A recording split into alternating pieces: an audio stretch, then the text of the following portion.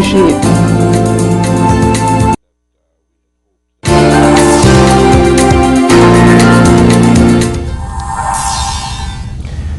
All right, so you don't have to respond to some of this, but these are just my observations about, say, your turns of phrase and your attention to detail in some cases. Somebody asks you, well, how you feeling? You said, darn skippy. And then and you talk about your sister's commenting on your Gucci boots, and she's telling you, well, if you sold those, you could get the down payment for a brownstone in Brooklyn, and so on. And you keep talking to Ailan here at this point. So you're telling him, pray, son, that your mother remembers her lines. A loss of memory comes with pregnancy, they say, because you're getting ready to do a shoot. Commercial, yes, that's right. Yeah. So which was one of the endorsements I kept during the whole thing. Yeah. And you have to remember that this book was a journal to a large extent. I do have an amazing memory. Of course, it's best for things that are most impactful, emotionally and otherwise, in my life. So, there are events that I remember very clearly, every single detail, things that some wouldn't pick up, like where the fire hydrant was on a wall. Fire extinguisher was on a wall at the time. I'm having a conversation, or just detail. Yeah. But I was writing every night. Yeah. So that made it easy. Almost sometimes. Which I still do. All night sometimes. Yes. And you talk about, but did you find that memory was? I think you said afterwards it wasn't. It never became a factor. No. In pregnancy. And that's doing a shoot. I don't think I'll ever be a great actress because I can't remember like an entire play. At the time I learned my lines for commercials, because I've been doing that since I was 12, line or paragraph at a time.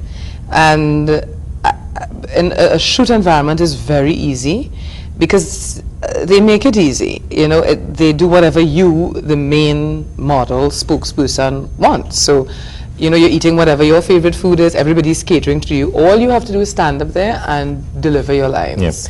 And then you have a crew of 15, 30 people whose sole purpose is to make you look good. But talk about what goes through, what happens when you, as you say, you slathering lotion on you for the zillionth time.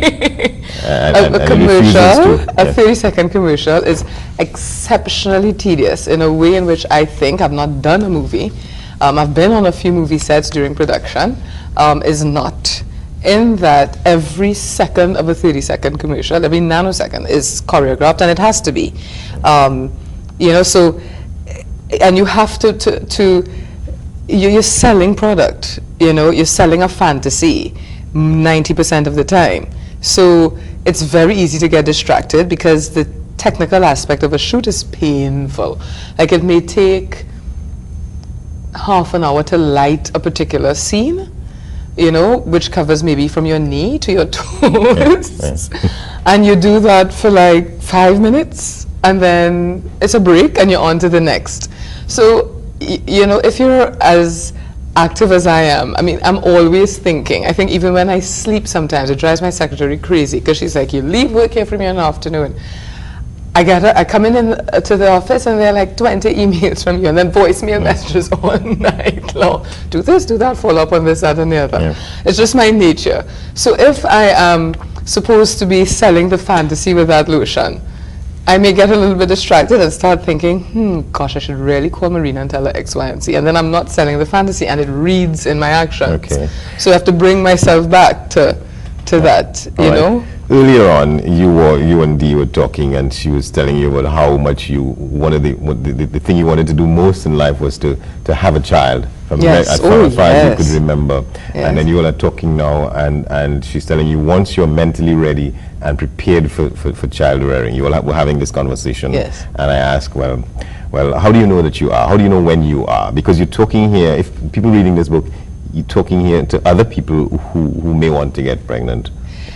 Either for the first time or again. That's right. And it's instinct to a large extent. You know you are. I knew I was because I was just ready to settle down. I have a great professional life. I think I have lots of wonderful friends all over the planet. I just got tired of coming home to my mom, an empty home. And I just started to observe more keenly families and children, and they, I guess, feed off of that energy too, emotionally and otherwise. I am and have been in a place where I am ready to have kids, and there's so many young women like me who don't. Yeah. I'll share with you a little story about a Jamaican friend of mine, another super accomplished Jamaican, Brown University, Rhodes Scholar, the whole nine. Also decided to have a child outside of wedlock, like me, around the same age. Actually, she's 1 year younger than I am, and literally her daughter is roughly 8 months younger than Ailan, and she asked me a million questions because she would pass through Atlanta the time I was there, and would ask me a million questions. Aren't you concerned about the way in which people will perceive you, blah, blah, blah, blah, blah, and your social life after? And I'm like, no, because I have so many friends who were waiting for everything to be perfect to have kids, and they're now in their 50s and they don't. And the one thing they regret, they have this super career, they have everything else. The perfect car, the perfect house, the perfect everything but family, and someone to share all of that with. And we beat up on our people. So being the kind of girl that she is, she did tons of research into single motherhood. And she dug up a study. Of course, Americans, they study everything. On but done by a Stanford University professor on single motherhood in the black community in America. Yeah. And this person was putting forward the argument that unfortunately most of the women who have kids in America, black women who have kids in America, are least equipped to raise a family. Yeah. Only of the well-educated professional, so college-educated professional women in the United States of America, black women in the United States of America, Afro-American women, only 30% of them have children. Wrap your mind around that for a minute. Yeah. 30%. Right. So, I mean, I didn't have to do all that work. My girlfriend had to get herself there. Yeah. Decided, let me do some research, because she's an academic by nature, and God bless her, but I just knew that I was ready instinctively. Yeah. All right, and then you're all having this fabulous conversation again, and it's something here that I don't know how many people think about that. I certainly never thought of it. And she's asking you because you're telling her, well, it's no big thing about being pregnant and having a child and so on, and she's expressing these fears that she had. Yes. And she says, well, so Ailan is in there, so how does he do his numbers? What happens with that? But that's my sister.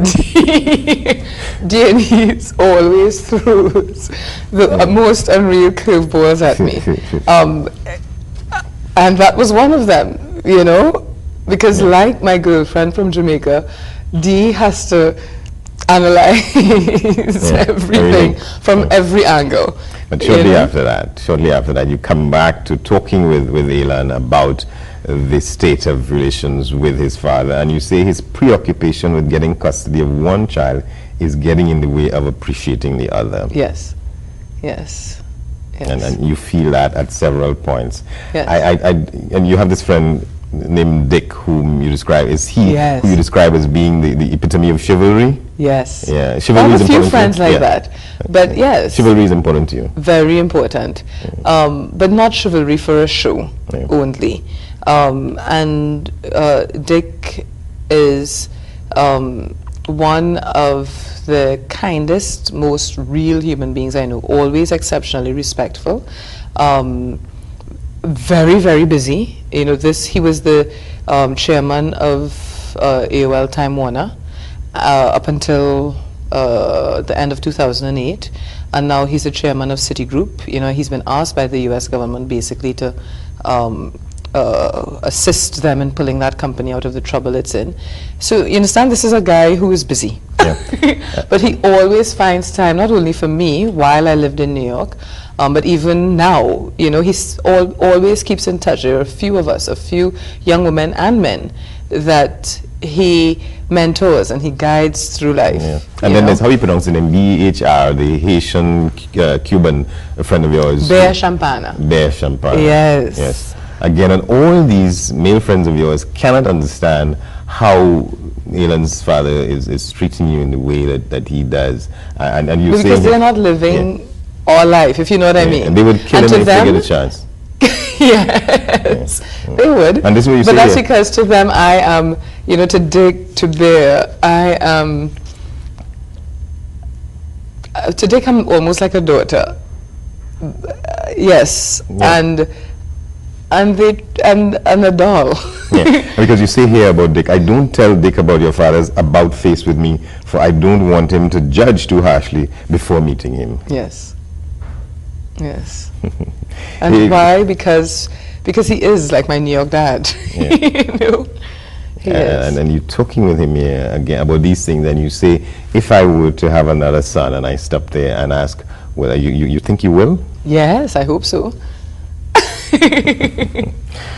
Wow. We dance and hug, and you know, I hug my belly and waltz with you a bit. You're telling people here, I'm saying how to go about being pregnant, how to go about raising a child from because whether you are in a relationship or not, pregnancy is absolutely wonderful. Nurturing another human being is an amazing time in a woman's life, and it should be the most special time, I think. Now, not all women have easy pregnancies. I was very, very fortunate. I had not a day of morning sickness, and I had energy to spare, and I just really enjoyed every moment of it. And the thing that should have been causing me greatest difficulty at that time, which was my pregnancy, was the thing that gave me all comfort, you know.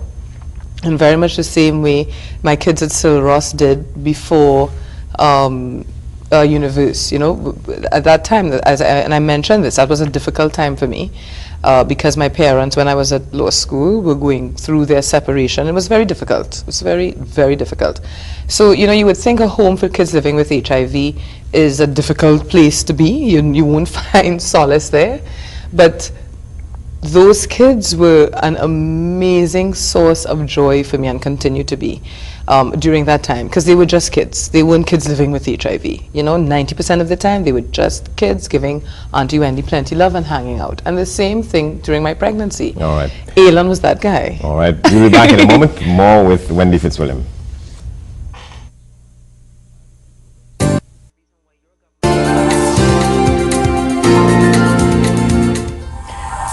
Welcome back to our discussion of Letters to Ailan by Wendy Fitzwilliam. That's the book the diary she was keeping and writing about her son while she was carrying him.